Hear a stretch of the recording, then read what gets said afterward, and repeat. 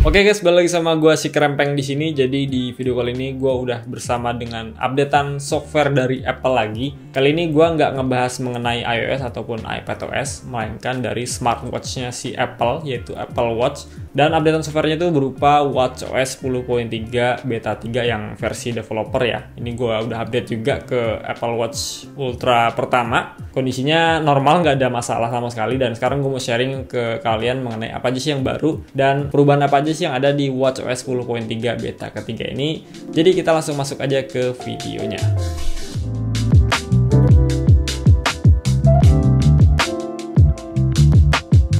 Ya, jadi ini dia untuk updatean WatchOS 10.3 beta ketiga. Ini screenshotan ya. Ini gue udah update juga ke beta ketiga. Yang mana pada saat sebelum gue update tuh gue mendapatkan size update-nya tuh sekitar 300 MB-an. Tepatnya di 334 MB. Ini posisi awalnya tuh di WatchOS 10.2 ya, yang mana itu lumayan jauh juga. Tapi untuk WatchOS sebenarnya nggak akan terlalu besar perbedaannya, nggak seperti iOS ataupun iPadOS. Jadi untuk gue size update 300 MB itu ya so-so aja lah, cukup-cukup aja. Dan ini gue pakai Apple Watch utama gue untuk update ke developer beta, Apple Watch Ultra generasi pertama. Dan kalau kita lihat di sini ke bagian pengaturan, kita akan cek untuk build number-nya.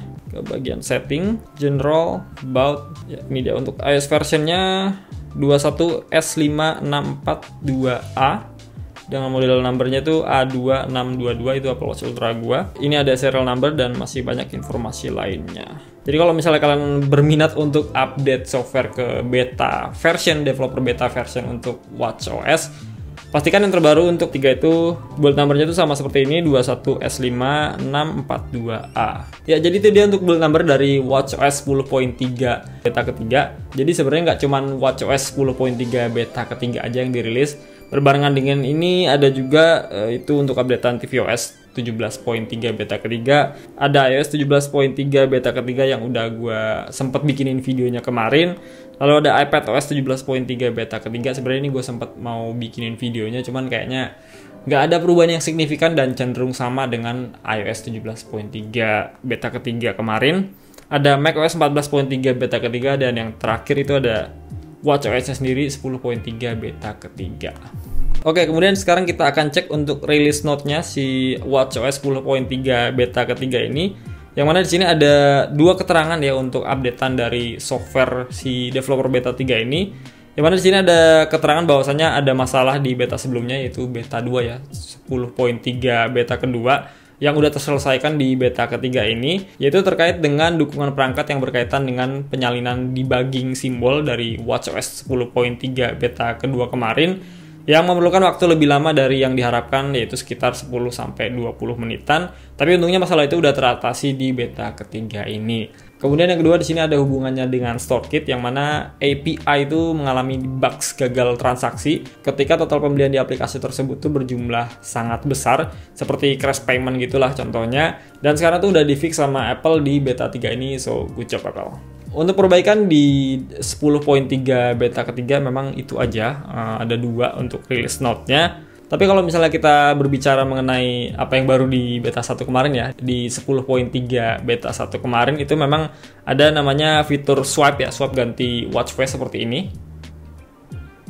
Sebenarnya ini tuh udah diterapkan ya di WatchOS 10.2, cuman sayangnya dia tuh nggak auto enable, jadi kita harus aktifin dulu di bagian pengaturan. Caranya kita pergi aja ke bagian pengaturan sini, kita scroll ke bawah, pilih yang pengaturan atau setting. Ya, terus scroll lagi ke bawah, kita pilih yang clock. Ini clock. Nah, di sini ada swipe to switch watch face. Jadi ini udah enable karena memang posisi gua tuh di WatchOS 10.3 beta ketiga. Yang mana di WatchOS 10.2 tuh belum ada fitur enable otomatis kayak gini ya. Jadi untuk defaultnya dia masih disable seperti ini. Jadi kalau misalnya kita mau enabling swipe yang untuk watch face tadi, kita harus pergi dulu ke pengaturan, lalu kita enablekan seperti ini secara manual. Nah, sekarang di 10.3 beta ketiga tuh udah di enable otomatis sama Apple. Jadi defaultnya kita bisa langsung swipe seperti ini, karena memang gue lebih suka untuk swipe kayak gini ya. Yang mana di WatchOS 10 itu dimunculkan, WatchOS 10.1 tuh dihilangkan. Poin 2 baru dimunculkan lagi, cuman nggak enable otomatis, baru di poin 3 ini di enable otomatiskan. Dan ini menurut gue lebih flawless, lebih enak aja untuk mengganti setiap watch face yang kita punya, dibanding kita harus tekan dulu baru kita ganti seperti ini. Itu menurut gue agak ngerepotin aja sih. Dan watch face favorit gue yang ini, yang modular ultra. Oke, kemudian fitur tambahan lainnya sebenarnya udah ada di beta 1 kemarin, yaitu mengenai collaborate yang udah di-improve juga sama Apple melalui iOS-nya, dan sinkron juga ke watchOS yang udah terupdate. Jadi kalau kita cek di bagian aplikasi music sini, kita ke bagian listening now, kita ke library, lalu playlist. Nah, di sini ada playlist gue yang udah gue collaborate dengan iPhone gue yang satu lagi di sini. Jadi ini udah collaborate ya. Tuh, dengan iCloud yang berbeda, dia langsung sinkron juga ke Apple Watch yang kita gunakan. Tentunya dengan menggunakan watchOS terbaru yang sudah support ke iOS 17.3 beta 3 ini. Ya, untuk hal yang baru sebenarnya itu aja di watchOS 10.3 beta ketiga ini. Selanjutnya kalau kita berbicara mengenai performa, ini masih smooth-smooth aja ya, nggak ada masalah sama sekali, nggak ada bedanya sama kayak di 10.2 kemarin.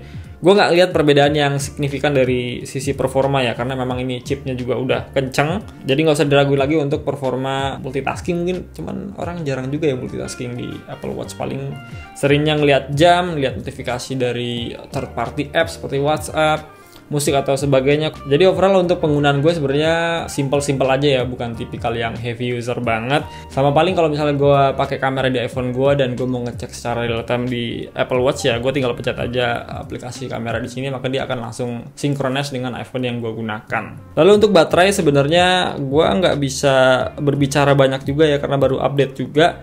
Untuk baterai dari Apple Watch ini cenderung sama aja sih. Gue pakai untuk seharian gue kerja aja, simple aja, itu masih cukup nge-cover kebutuhan gue selama kurang lebih maksimal 3 hari sih biasanya. 3 hari gue harus ngecas si Apple Watch yang ini. Dan untungnya untuk Apple Watch Ultra ini udah mendukung fast charging ya, dengan baterainya yang tahan lama. Termasuk yang tahan lama ya untuk Apple Watch itu 3 hari. Dan ditambah dengan fast charging dia punya, itu membuat ekosistem Apple gue menjadi lebih baik lagi. Dan kalau kalian penasaran dengan baterai health-nya, kita pergi ke bagian setting. Kita pergi ke baterai. Ini baterainya 68%, dan untuk baterai health-nya di sini ada di angka 98% ya. Ini pembelian gue tuh kalau nggak salah bulan Maret atau April, dan sekarang udah Januari, berarti berapa bulan tuh, kisaran 9 bulan ada, 9 bulanan. Itu berkurang sekitar 2% ya. Jarang dipakai dengan intens untuk Apple Watch Ultra gue ini, dan so far menurut gue ini masih tergolong awet dan bagus ya untuk baterai health-nya. Lalu di sini ada fitur low power mode, gue nggak pernah aktifin karena ya buat apa kita pakai low power mode sementara kita punya Apple Watch yang baterainya cukup awet ya dibanding Apple Watch lainnya. Ya gue rasa gitu dulu aja untuk hal yang baru dari watchOS 10.3 beta ketiga ini. Untuk performa baterai ya memang gue nggak bisa berbicara banyak untuk dalam waktu dekat ini, karena memang pertama gue baru banget update, yang kedua gue nggak ngerasain perubahan yang signifikan untuk penggunaan gue sehari-hari. Dan kalau ditanya mendingan update ke beta 3 atau enggak, saran gue mending kalian tunggu yang versi resmi aja. Apalagi namanya watchOS itu kan nggak semua orang pengen update ya, namanya jam itu kan nggak terlalu peduli banget dibandingkan kalau kita punya iPhone ataupun iPad yang lebih sering kita gunakan. Jadi saran gue kalau misalnya kalian mau update watchOS, mending ambil yang versi resmi aja, tunggu mungkin 2 minggu lagi berbarengan 17.3 rilis, bisa kalian update langsung, dibanding kalian harus coba untuk beta developer kayak gue gini. Ya gue rasa gitu dulu aja video dari gue, semoga bisa bermanfaat. Kita ketemu lagi di video berikutnya, and goodbye.